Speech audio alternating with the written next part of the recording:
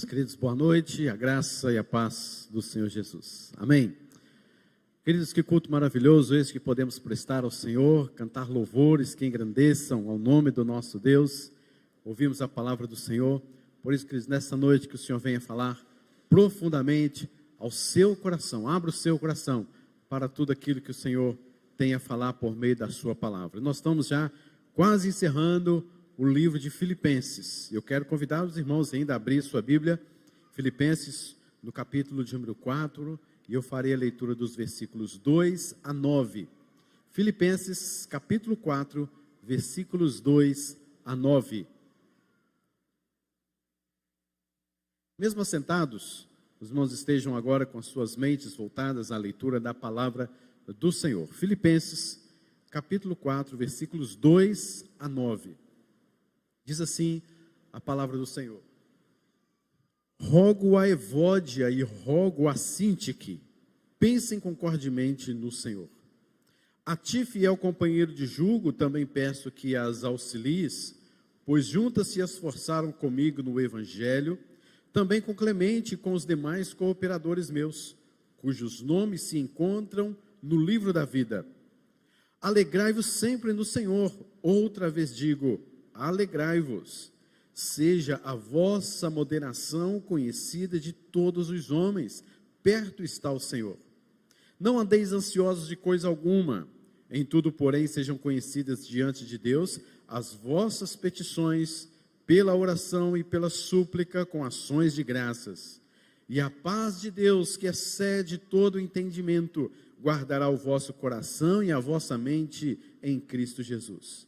E finalmente, irmãos, tudo que é verdadeiro, tudo que é respeitável, tudo que é justo, tudo que é puro, tudo que é amável, tudo que é de boa fama, se alguma virtude há e se algum louvor existe, seja isso que ocupe o vosso pensamento.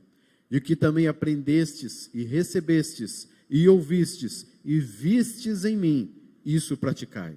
E o Deus da paz será convosco.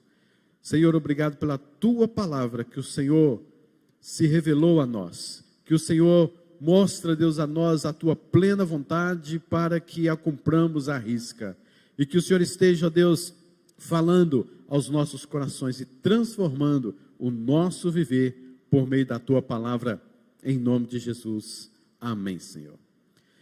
Meus irmãos, em continuidade, então, aos estudos, aos sermões no livro de Filipenses, eu quero falar nesta noite sobre restaurando as áreas fundamentais da vida cristã. Restaurando as áreas fundamentais da vida cristã.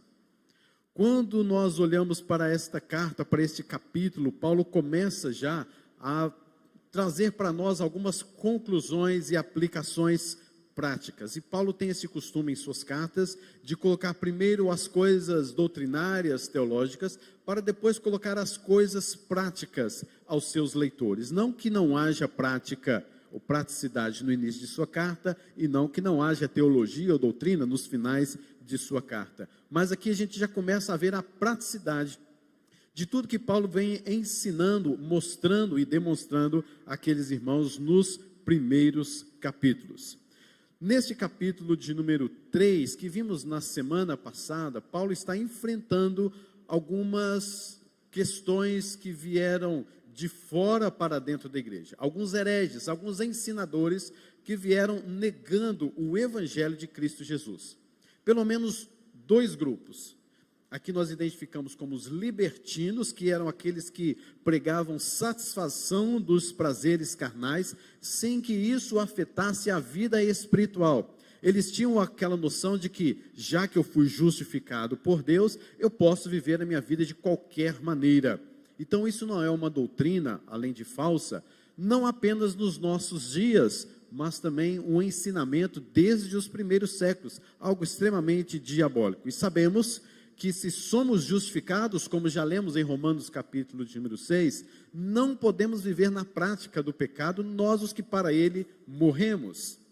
E também Paulo enfrentou o que estava bem, já assim acoplando-se na igreja, se estruturando dentro da igreja, que eram os judaizantes, que eram homens que diziam, já que você quer ser um cristão, você precisa de fato, ter a sua conversão, mas você precisa de praticar todas as leis mosaicas, as leis cerimoniais, como principalmente a circuncisão.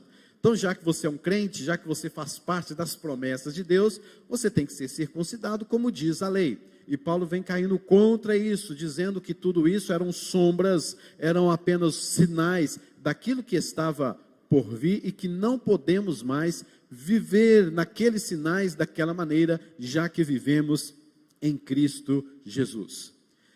Mas não somente algo vindo de fora para dentro da igreja, como Paulo também vivenciou algumas lutas dentro da igreja. No capítulo de número 2, que nós já vimos, Paulo estava tratando acerca de partidarismo, irmãos que viviam em sistemas partidários, em grupos que se fechavam, se trancafiavam e diziam certas coisas que iam em desacordo com a palavra de Deus. Homens que viviam em vanglória, está lá no capítulo de número 2, onde Paulo chama a atenção para que aqueles irmãos promovessem a unidade, e ao promover a unidade, eles não poderiam ter o partidarismo, nem a vanglória, como uma coisa lógica e teológica dentro da igreja, muito menos cada um pensando sobre si mesmo. No capítulo de número 3, que vimos semana passada, Paulo também fala sobre os inimigos da cruz de Cristo, nos versículos 17 a 18, e não somente isso, mas ainda no capítulo de número 3, versículo de número 19, Paulo também levanta alguns homens que ele diz que só se preocupam com as coisas terrenas deste mundo. Então, quer dizer, tem alguns grupos dentro da igreja, tem pessoas dentro da igreja que não entenderam perfeitamente o fundamento do evangelho. E agora, como se não bastasse, no capítulo número 4, que já estamos adentrando, Paulo está tratando agora diretamente com duas senhoras, com duas pessoas, duas mulheres, chamadas Evódia e Sintique, porque elas, no decorrer do trabalho, começaram a se desentender, e isso estava trazendo um reflexo muito grande dentro da igreja. Aí a gente pergunta, sobre o que eles estavam discordando? Nós não sabemos, porque Paulo não está esclarecendo. Mas uma coisa é fato, haviam todas esses falsos ensinamentos dentro da igreja, e com certeza teve algum problema na área teológica, doutrinária, daquelas irmãs, e elas partiram para um partidarismo, para a vanglória, para o pensar em si. Então, queridos, perceba que Paulo tem uma luta muito grande com aqueles irmãos, que era de fato a coroa do seu ministério, que eram irmãos amados. Epafrodito, que era o evangelista daquela igreja, a igreja levantou oferta, e Epafrodito foi até Paulo lá em Roma, ficar preso com Paulo em Roma, para lhe levar esta oferta. E não somente essa oferta, mas em outros momentos, a igreja dos filipenses também abençoou outras igrejas. E Paulo está, assim, colocando para os irmãos todas estas questões, porque ele amava esta igreja, e esta igreja precisava ser corrigida o mais rápido possível. Ela precisava de restaurar alguns dos seus fundamentos cristãos, para continuar caminhando. Mas Paulo era um homem resoluto demais. Paulo era um homem determinado, Paulo era um homem cheio do Espírito Santo. E no capítulo de número 3, versículos 12 a 16, não vou ler agora, você pode ler depois em sua casa, mas Paulo fala algo extremamente interessante, de uma pessoa madura, de uma pessoa que tem experiência de fato com o Senhor Jesus Cristo, que não levou a vida cristã de uma forma superficial, não. Paulo entendeu o que era o evangelho, e ele disse: quanto a mim, não julgo ao vê-lo alcançado a perfeição, mas uma coisa faço, esquecendo-me das coisas que para trás ficam, e avançando para as que diante de mim estão, prossigo para o alvo, para o prêmio da soberana vocação de Deus em Cristo Jesus. Esta é a atitude nossa, queridos, inclusive, nós também precisamos de ter esta atitude. Essa atitude de esquecer das coisas que para trás ficam. Há muitas pessoas ligadas ao seu passado, há muitas pessoas vivendo o seu passado e trazendo para o seu presente algo destruidor da sua fé, daquilo que é coluna e baluarte da sua esperança, a base do amor cristão, e não tem vivido uma vida de devoção de fato a Deus, porque não esquece, está agarrado ao seu passado e não consegue se desvencilhar. Paulo era um assassino. Paulo, ele mandou matar cristãos. Paulo, ele perseguia cristãos. Paulo, ele fez o que você possa imaginar de maldade sobre o povo cristão, na época chamado de o caminho, ou ainda os nazarenos. E Paulo perseguia este povo, maltratava este povo. Mas aqui, convertido que era, ele diz: eu me esqueço das coisas que para trás ficam. Se tem um homem que poderia dizer assim: coitadinho de mim, eu estou preso no meu passado, eu não sou isso, eu não faço aquilo, porque o meu passado. Este homem era Paulo. Mas ele, como diz mesmo, ele, o principal dos pecadores, ele afirma isso: eu deixo tudo isso para trás e vou avançando adiante para o prêmio da soberana vocação. Querido, hoje é o dia de você largar mão do seu passado e avançar para as coisas que estão à sua frente, para o prêmio da soberana vocação. Faça isso nessa noite, faça esse compromisso. Deus está falando com você. Deixe o seu passado, avance para frente, erga a sua cabeça e, para a glória do Senhor e com a graça de Cristo, caminhe com fé, com certeza, confiança, esperança no Senhor. E Paulo agora vem falar então, queridos, de algumas coisas que são fundamentais na vida cristã e que essas coisas precisam ser restauradas imediatamente na igreja. Primeira coisa que Paulo fala neste texto que nós aqui lemos é a questão da unidade como elemento central na vida cristã.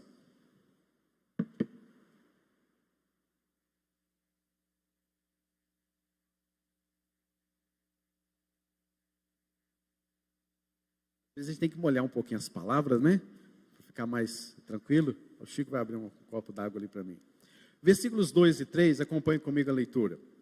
Rogo a Evódia e rogo a Sintique que pensem concordemente no Senhor. A ti, fiel companheiro de jugo, também peço que aos auxilies, pois juntas se esforçaram comigo no Evangelho. Também com Clemente, com os demais cooperadores meus, cujos nomes se encontram no livro da vida. Perceba uma coisa, queridos. Estas mulheres, elas tinham discórdias entre elas. Um problema sério. Mas Paulo não as julga. Paulo não diz: essas mulheres não são salvas, essas mulheres só pensam nas coisas terrenas, essas mulheres são inimigas da cruz de Cristo. Essas mulheres... Paulo não está fazendo isso. Paulo está rogando. Paulo não está ordenando, ele está rogando para que aquelas mulheres pensem concordemente no Senhor. E ainda mais afirma que o nome delas, inclusive, está escrito no livro da vida. Essas mulheres eram cooperadoras do apóstolo Paulo quando este passou, há 10 anos atrás, nessa cidade e instaurou esta igreja. Então elas foram cooperadoras, e Paulo começa a nomear aqui alguns nomes, alguns cooperadores. Ele começa a falar também: a ti, fiel companheiro de jugo. Quem que é esse homem, né? Mas aqui, pelo contexto, vamos ver um nome chamado Cízigo, que era um possível este homem que era o fiel companheiro de jugo. E a pessoa que lesse essa carta, quando essa carta fosse lida, ele entenderia que estava se referindo a ele. A ti, fiel companheiro de jugo, peço que as auxilies. Paulo sempre teve essa coisa do discipulado, do acompanhamento para o crescimento espiritual das pessoas. Quem tem te auxiliado ao seu crescimento espiritual, querido? Que ajuda você tem tido para que você cresça espiritualmente? Peço que as auxilies, pois juntas se esforçaram comigo no Evangelho. Eram mulheres cristãs, eram mulheres crentes, mas que estavam acontecendo coisas que Paulo chama a devida atenção delas, como também pede, e levanta aqui alguns nomes dizendo: Clemente, outros cooperadores meus, os seus nomes estão escritos no livro da vida. Filipos era uma cidade romana, onde haviam vários soldados, comandantes e aposentados. E lá existia em seus cartórios os nomes de todos os guerrilheiros. Você podia chegar no cartório e ver ali os soldados, os comandantes, ex-comandantes já reformados e aposentados. E Paulo está trazendo esta mesma ideia aqui para eles, que o nome deles não estão escrito no cartório aqui da terra, mas no cartório lá do céu. Queridos, o nosso nome por meio de Cristo Jesus e a sua salvação está escrito no livro da vida. O seu nome, se você crê de fato no Senhor Jesus Cristo, como nós acabamos de cantar sobre a rude cruz de Cristo, que Ele nos deu salvação, que nós nos alegramos na cruz de Cristo, e esquecendo das coisas que para trás ficam, nós podemos, queridos, ter uma vida livre, alegre, abençoado. O nosso nome está escrito no livro da vida. Louvado seja o nome do Senhor por isso. Mas enquanto aqui estivermos, nós precisamos entender e compreender que precisamos viver os fundamentos de uma vida cristã como ordenado na palavra de Deus. E essas mulheres não estavam vivendo assim, e Paulo coloca então para esta igreja, para estes homens, para os seus cooperadores, que eles precisavam sim viver uma vida em unidade. No capítulo de número 2, Paulo fala no geral, para a igreja no geral. Nesta parte aqui agora, Paulo fala especificamente aquelas duas senhoras, que elas deveriam viver em unidade. Paulo não nega o seu nome, Paulo não as encoberta, Paulo não pensa em fazer isso, olha, se eu falar o nome vai ficar meio chato. Não, ele dá nome aos bois, como se diz, e ele coloca a Evódia e Síntique, para que elas, a partir delas, toda a igreja seja restaurada na sua unidade, porque a unidade é um fundamento da vida cristã. Queridos, os judaizantes e libertinos colocavam pessoas contra pessoas, legalismos, proibições, vidas de prazer, e Paulo está apelando para que essas mulheres não sejam influenciadas, mas que buscassem a unidade da igreja. E é diante daquele mal-estar de hereges influenciando a igreja, e a igreja, como nunca, ela deveria se manter unida, fechar as brechas, tapar as brechas que estavam abertas. Queridos, era talvez assim como soldados no meio de uma guerra, mas que estavam lutando entre si, um exército que se combatia e esquecia do seu próprio inimigo, e o inimigo aproveitava esta brecha para atacar e para destruir a igreja. Por causa de um problema que nós não sabemos a intensidade entre Evódia e Síntique, Paulo está dizendo assim: fechem as brechas. O inimigo está no meio de vocês. O inimigo está querendo destruir vocês, destruir a igreja. Feche essas brechas e sejam unidos. Olhem para frente, olhem para as coisas que estão por vir, não as que estão atrás de nós. Avancem, trabalhem, lutem, exerçam o seu ministério, fecham as brechas. Meus irmãos, será que há alguma brecha que você precisa fechar? Será que há algo que você precisa trabalhar na sua vida, aprender na sua vida, que você precisa fechar uma brecha para que Deus atue com poder e com graça na unidade da sua igreja, no trabalho na sua igreja? Que brechas você precisa fechar? Com quem você precisa pensar concordemente no Senhor? Com quem você precisa se reconciliar nesta noite? Eu creio que já apareceram algumas pessoas na sua mente.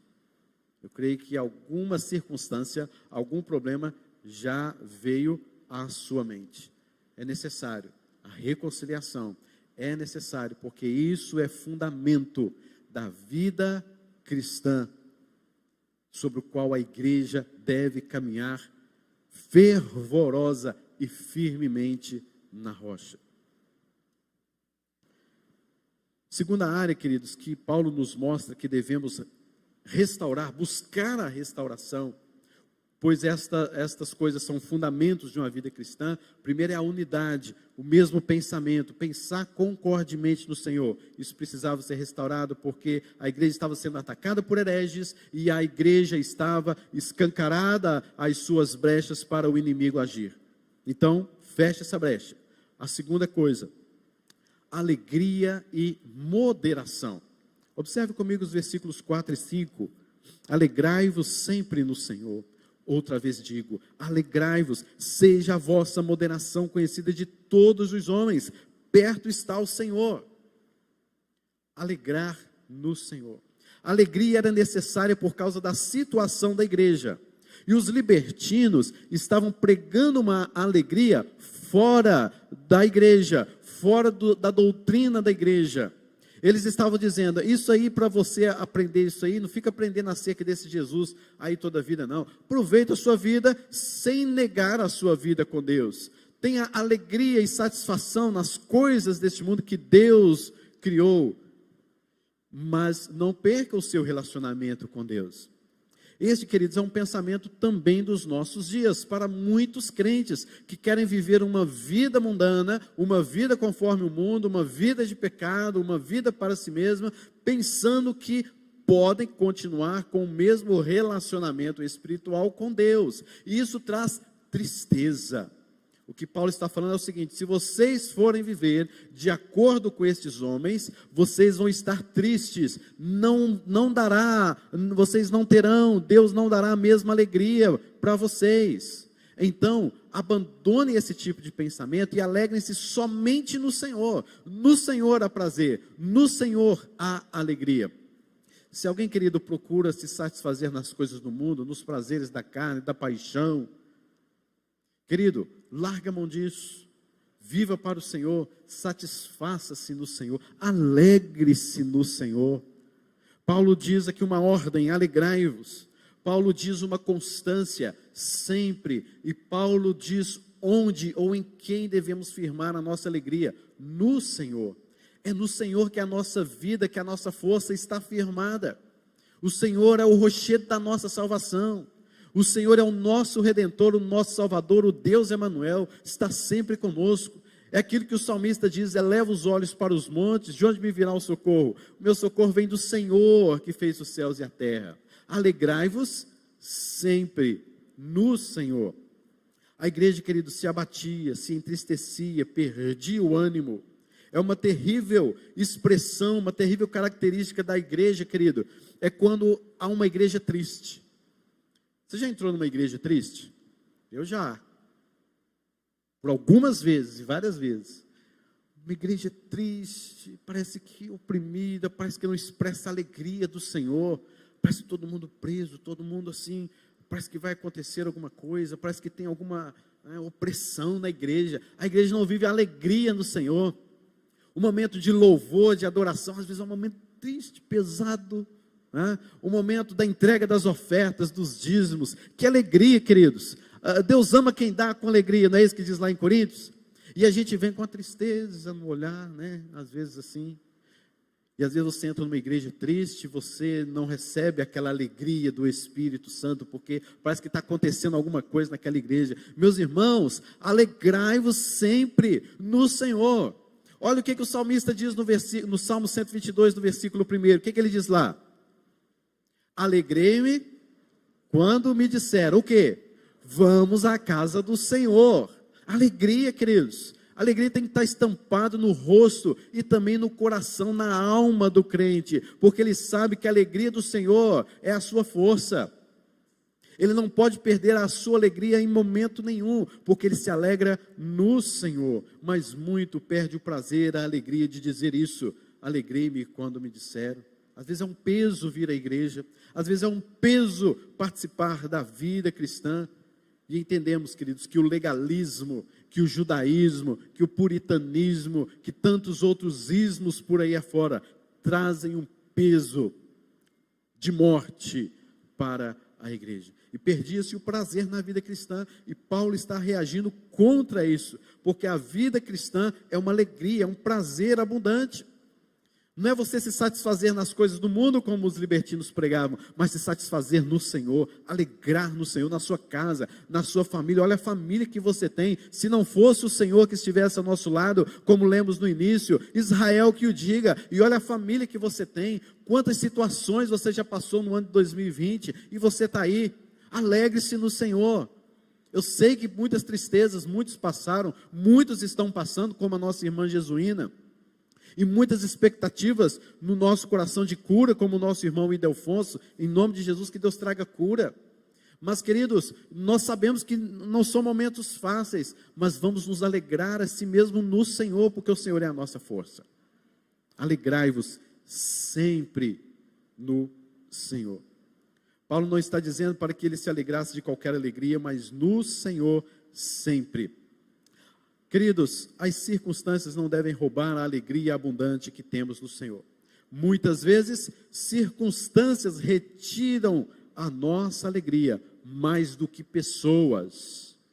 Há momentos que pessoas retiram de nós a alegria mais do que circunstâncias. Mas o fato é, alegrai-vos sempre no Senhor. E Paulo fala também de moderação. Paulo fala, alegrai-vos no Senhor e seja a vossa moderação conhecida de todos os homens. Queridos, moderação, porque de um lado existiam os extremistas. Essas doutrinas, essas heresias, eles estavam querendo levar o povo para um extremo de viver algo pecaminoso e mesmo assim tentando agradar a Deus. Era um extremo. E Paulo está falando, sejam moderados. Moderados aqui, queridos, está no sentido, veja o que eles estão ensinando e veja o que o Evangelho ensina. E vocês devem ficar com o Evangelho e abandonar esse legalismo. Vocês têm que ser pessoas moderadas, cordatas. Vocês têm que ser pessoas amáveis. E vocês têm que expressar isso no meio da alegria que vocês têm no Senhor. A alegria do Senhor vai trazer para vocês moderação. Porque vocês sabem que é só no Senhor que nós nos alegramos e não nos alegramos em outras coisas. Moderação, queridos, é a busca daquilo que é melhor para a igreja e não somente para mim. Este é um grave problema que estamos vivendo hoje também, que é a questão do individualismo dentro da igreja. As pessoas vivem num individualismo muito grande. As pessoas vêm à igreja pensando em somente ela ser abençoada. Elas vêm buscar uma bênção para ela e não conseguem discernir que o momento de culto ao Senhor é um momento de compartilhamento da bênção de Deus sobre todo o povo. E é quando o povo está reunido, como diz o Salmo 133, ó, como é bom viverem unidos os irmãos. Ali ordena o Senhor a sua bênção e a vida para sempre. Então eles precisavam entender desta unidade, desta alegria e serem moderados, sabendo que o Senhor estava agindo em toda a igreja e não ficarem se vangloriando, olha, Deus age na minha vida, se não fosse eu, se não fosse aquele, se não fosse o fulano, sejam as suas vidas moderadas. Pessoas, queridos, que muitas vezes têm o direito, mas abrem mão do seu direito por causa do Evangelho e do reino. Pessoas, queridos, que poderiam exercer a justiça, mas abrem mão desta justiça para exercer misericórdia. Seja a vida de vocês moderada, acalme, cedam, abrem-se o coração para que a restauração dos fundamentos de uma vida cristã seja de fato presente na vida de vocês. Porque perto está o Senhor. Perto está o Senhor aqui, Paulo poderia estar dizendo, perto está o Senhor no seu dia a dia, vendo todas as suas atitudes, que você não está sendo moderado, que você não está se alegrando nele. Ou também perto está o Senhor da sua vinda, do seu juízo, do dia final. Então você tem que entender que o Senhor está sempre perto de nós. O Senhor está aqui nesta noite, enxergando o seu coração. Seja uma pessoa moderada, que pratique as coisas do Evangelho, porque estas coisas são fundamentos de uma vida cristã sadia. Moderação, cuidado com os extremos, cuidado com você viver uma vida extremamente exagerada, numa vida espiritual que não agrada a Deus. Devemos buscar sempre a moderação. Você tem sido uma pessoa moderada? As pessoas que o cercam durante a semana olham para você e veem uma pessoa moderada, domínio próprio, longânimo, bondade, fruto do Espírito na sua vida, ou vê mais como uma pessoa carnal, obras da carne. Devemos, queridos, ser moderados em todos os aspectos da vida, na família, em casa sozinho, na nossa escola, no nosso trabalho, buscar a moderação como um fundamento que precisa ser restaurado na nossa vida cristã. Terceira e última área que Paulo vem nos falando nesse texto, que precisa ser restaurado naquela igreja, para que aquela igreja continue se fundamentando numa vida cristã sadia e que agrade ao Senhor, está agora nos versículos 6 até o versículo de número 9.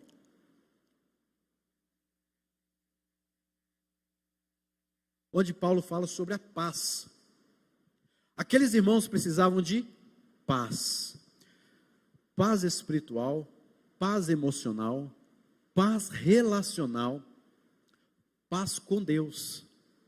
E Paulo vem abordando isso aqui agora, nesses versículos 6 a 9, que algo estava acontecendo no coração daqueles irmãos, acontecendo na vida daqueles irmãos, que impedia que a paz de Deus e o Deus da paz estivesse presente, agindo e atuando na vida deles. O que estava impedindo? Qual que era a barreira que impedia que aqueles irmãos pudessem viver em paz, sendo a paz um fundamento da vida cristã? Era a ansiedade. Você já ouviu falar de ansiedade? Já, né? Já até viveu um pouquinho ou muito, né, da ansiedade na sua vida? Com certeza. Algumas pessoas falam que a ansiedade foi o mal do século de número 20. Eu não sei se a gente pode afirmar isso, porque Paulo já está tratando disso lá no primeiro século, né? E a gente vê que em toda a Bíblia vem tratando da questão de ansiedade, mostrando que há um fundamento, há algo que está sendo impedido de ser praticado, de você viver sobre este fundamento, que se chama ansiedade. A ansiedade é esta barreira que impede você de viver fundamentos da vida cristã, que é a paz com Deus. E Paulo então vem nos ensinar como viver uma vida sem ansiedade. Lembra que coisa boa, Paulo? É isso mesmo? É isso mesmo. É o que Paulo está falando agora. Deixando de viver uma vida de ansiedade. Há possibilidade? Há, com certeza. Há possibilidade de você viver uma vida sem ansiedade. Queridos, a gente tem que saber discernir a ansiedade, porque às vezes nós somos pegos numa ansiedade no nosso dia a dia, e nisso você não está pecando. Mas há uma ansiedade intrínseca no nosso coração, na nossa alma, na nossa emoção, e em várias áreas da nossa vida, que impede-nos de viver uma vida relacional com Deus, relacional com alguém, e impede de nos viver em paz com Deus, e a paz é o fundamento da vida cristã. Então é desta ansiedade que Paulo está aqui tratando, algo muito mais profundo lá da alma, que você não consegue deixar de lado, e você vive sem paz no seu coração. E é muito necessária esta exortação, que o Filho de Deus não viva de maneira ansiosa aqui neste mundo, mas viva baseado na direção do Espírito Santo que Ele dá para a nossa vida. A palavra ansiedade significa dividido, e não é bem isso. Você está dividido entre algumas questões da sua vida, mas não somente isso. Nessa divisão, a palavra ansiedade também significa estrangulamento, que é o que você está dividido, mas essa divisão ela tem uma força contra você, que é a mesma coisa, é o mesmo sentimento de você estar sendo estrangulado, tamanha ansiedade no seu coração. E como que você vai viver em paz se você vive terrivelmente estrangulado por essa coisa dividida na sua vida? Se você decide para cá, se você decide para lá, ou se você está num ponto que você fala assim, eu não sei o que fazer, mas eu tenho o que fazer. Então você está sendo estrangulado na sua vida emocional, e então reflete-se na sua vida espiritual. Você pensa para um lado, pensa para o outro, há forças diferentes puxando a sua mente para diversas direções. As soluções não aparecem, o resultado não chega, afeta seu relacionamento, afeta a sua comunicação dentro de casa, provoca irritabilidade, nada te consola, nada presta, tudo está ruim. Há uma função agora de você se tornar uma pessoa pessimista durante bom tempo da sua vida, e isso vai afetando o casamento, vai afetando seu relacionamento com amigos, vai desempenhando isso também dentro do seu trabalho. É algo extremamente indesejável, e Paulo está dizendo: vocês não podem viver desse jeito, porque a paz de Deus, que é um fundamento, vocês não estão vivendo. Larguem mão desta ansiedade. Mas é fácil, Paulo? Não, não é fácil. Há possibilidade, mas não é fácil. Então Paulo traz 3 medidas para estes irmãos deixarem a ansiedade de lado. Primeiro, eles deveriam levar os seus pedidos diante de Deus. Versículo 6. Em tudo, porém, sejam conhecidas diante de Deus as vossas petições pela oração e pela súplica e com ações de graça. Queridos, levar os nossos pedidos diante de Deus, ou seja, uma vida de oração, uma vida de súplica, de ações de graça, uma vida de intensidade, como é o caso da súplica. Em suplicar mesmo ao Senhor é uma oração com grande intensidade. Colocar as questões diante do Senhor com ações de graça, atitudes de gratidão, não murmuração, mas de gratidão a Deus. Olhar para tudo aquilo que o Senhor fez lá no passado e ter o seu coração grato a Deus. Isso te ajuda a livrar da ansiedade. É um meio espiritual para você se livrar da ansiedade. Oração, súplica, oração intensa, ações de graça, contando sempre as bênçãos, contando aquilo que o Senhor tem feito na sua vida. E há uma promessa: fazendo assim, a paz de Deus guardará a vossa mente em Cristo Jesus. A palavra guardar aqui também tem um sentido militar, que é como um sentinela. Um sentinela na sua mente é a paz de Deus. Por isso ela é um fundamento da vida cristã. E a paz de Deus aqui na sua mente, ela guarda você de quê? Da ansiedade. É como se algo fosse provocar a ansiedade no seu coração, e a paz de Deus que está no seu coração fala assim: é ansiedade? Então sai fora daqui, porque aqui não dá para você entrar não. Eu estou guardando a mente aqui desta pessoa, porque Deus, Ele nos dá a paz como um sentinela, como aquele que guarda as nossas mentes da ansiedade. Por isso ele fala: e a paz de Deus, que excede o nosso entendimento, guardará o vosso coração e a vossa mente em Cristo Jesus. Meus irmãos, essa semana tivemos aí o falecimento da filha da nossa irmã Jesuína. Que triste, não é? Depois Jesuína escreveu que a paz de Deus esteve no coração dela. Dá para você entender? Não dá, porque é uma paz que excede o nosso entendimento.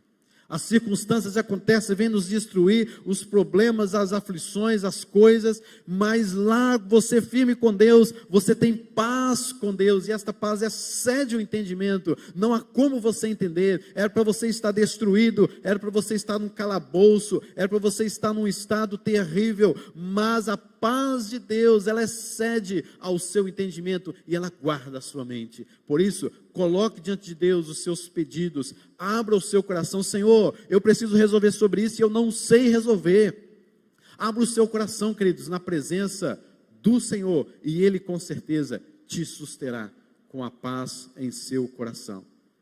E Paulo fala, queridos, que esta paz não é um sentimento, mas é um estado. Esta paz não é apenas, aliás, esta paz é um sentimento e não apenas um estado, porque essa paz relacional, essa paz sentimental também faz parte da nossa vida espiritual. E há 2 fatos aqui: a paz com Deus e a paz de Deus. Ocupar, segundo lugar, além de oração, ocupar o pensamento naquilo que edifica. Versículo 8: tudo que é verdadeiro, respeitável, justo, puro, amável, de boa fama, virtude, louvor, é isso que tem que ocupar o seu pensamento. Mas você já acorda na segunda-feira, 6 horas da manhã, 7 horas da manhã, querendo saber o noticiário, querendo saber de política, querendo saber do futebol, querendo saber quem morreu, quantos morreram, querendo saber como é que está a Covid por aí fora, querendo saber como que está não sei o que do fulano de tal lá da Inglaterra, que às vezes não tem nada a ver com o negócio, mas você quer saber e você fica com raiva, você fica enraivecido desses políticos, e você fica tão assim, que de repente dá 8 horas da manhã, você já está completamente irritado. Aí você quer que a ansiedade não brote em seu coração. Tudo que é verdadeiro, querido, tudo que é respeitável, tudo que é justo, Se algum louvor existe nisso, há uma virtude, seja isso que ocupe o seu pensamento. Paulo está colocando aqui uma defesa contra a ansiedade. Para que você não seja uma pessoa ansiosa, está aqui todos os parâmetros. Ocupar o pensamento naquilo que edifica. Terceira questão que Paulo fala é que eles deveriam pôr em prática o que aprenderam com ele. Versículo 9. O que também aprendeste, recebeste, ouvistes, vistes, pratiquem isso. Pratiquem isso. A vida cristã, queridos, não é uma vida de teoria, uma vida estática, mas é uma vida que precisa ser colocada em prática, tudo aquilo que nós aprendemos no Senhor. E o resultado disso é deixar a ansiedade de lado. Quando você pratica as coisas do Senhor, você confia no Senhor, você amadurece o Senhor, se vier alguma ansiedade, a paz do Senhor guardará a sua mente e você caminhará com certeza perto do Senhor, com alegria, com moderação, com unidade no meio do povo de Deus. Viver uma vida em prática. No versículo de número 7 fala, a paz de Deus. No versículo de número 9 nos fala, o Deus da paz. Tanto a paz de Deus, quanto o Deus da paz te seguirá. Será, querido, que eu estou enchendo a minha mente com coisas que não edificam? Será que é porque não estou vivendo de acordo com a sua palavra, que há tanta ansiedade assim em meu coração? Para concluirmos, queridos, para que restauremos o fundamento de nossa vida cristã, é necessário reconhecer muitas coisas. Reconheça que você possa ter magoado alguém e que está vivendo em desarmonia com alguém e logo em desarmonia com o próprio Deus. Hoje é o dia da reconciliação.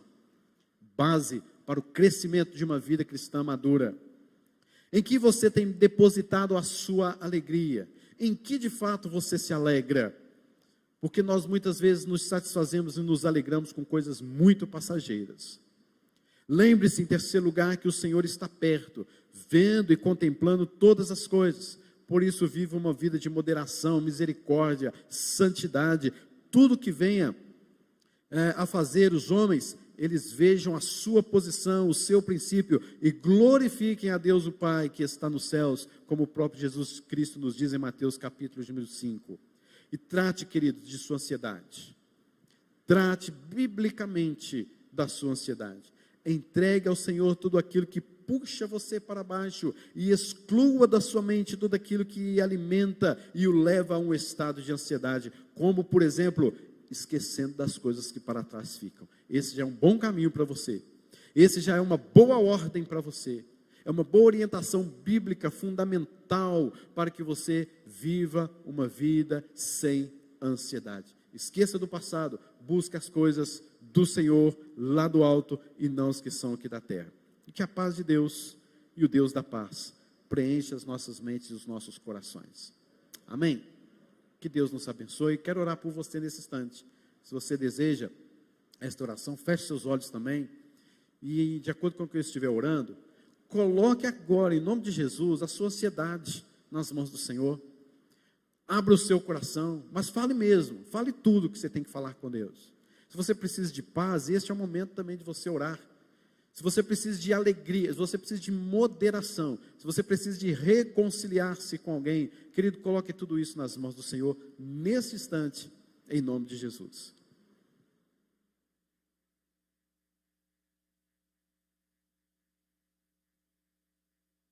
Senhor, santo é o teu nome para todo sempre. Senhor, nós, nesta noite, ouvindo esta palavra tão maravilhosa, nós suplicamos ao Senhor o teu favor sobre nossas vidas. Nós, ó Deus, precisamos de nos reconciliar com alguém. Senhor, precisamos pensar concordemente no Senhor. Eu peço ao Senhor, em nome de Jesus, abra minha mente, abra os nossos corações, o coração da tua igreja, para que haja pessoas se reconciliando, talvez dentro de casa, talvez lá no seu trabalho, que haja moderação, e a moderação, Deus, neste fundamento de uma vida cristã sadia, faz parte, Deus, de um processo também para nos reconciliarmos uns com os outros. Pai querido, se alguém que precisa da alegria do Senhor, restaure esta alegria em nome de Jesus, vá no coração desta pessoa que hoje ouve esta palavra, o Senhor sabe quem é, e restaure esta alegria, tire a tristeza do olhar, tire a tristeza do coração. Senhor, faça essa obra em nossas vidas. Nós queremos nos alegrar sempre no Senhor. E muitas vezes outras coisas têm surgido e temos, ó Deus, sido enganados porque nos alegramos nestas coisas. Uma alegria tão passageira, tão artificial. Nós queremos nesta noite nos alegrar no Senhor. E Deus, nós também abrimos os nossos corações, porque muitos de nós estamos vivendo uma ansiedade terrível durante a semana. Talvez muitos já estão ansiosos pelo que pode acontecer amanhã, nesta semana, na outra, daqui a um mês. Pai querido, ajuda-nos a viver o presente de uma forma alegre, moderada, com a paz do Senhor em nosso coração. Muitas vezes não sabemos mesmo decidir o que fazer. Muitas vezes a pressão psicológica, emocional estão sobre nossas vidas, tirando a paz dos nossos corações. Senhor, em nome de Jesus, nós rasgamos os nossos corações e suplicamos ao Senhor, restaura, Deus, a paz do Senhor em nossa mente, em nosso coração. Livra o teu povo desta ansiedade terrível. Livra o teu povo dessa tristeza que oprime, que nos coloca para baixo. Dê, Senhor, a alegria do Senhor em cada coração. Que mesmo que circunstâncias tragam problemas para nós, mas nós queremos nos alegrar somente e sempre em Ti. Abençoe o teu povo com a tua doce e sublime paz. Em nome de Jesus. Em nome de Jesus. Amém, Senhor. Vamos cantar mais um cântico ao Senhor. Convidar o ministério de louvor, teremos mais um cântico. E querido, expresse o seu louvor ao Senhor, alegre-se no Senhor. O Senhor tem feito maravilhas no nosso meio. O Senhor tem feito grandes coisas na nossa vida. Entregue tudo para Ele, lance sobre Ele a vossa ansiedade, porque Ele tem cuidado de vós. Vamos cantar.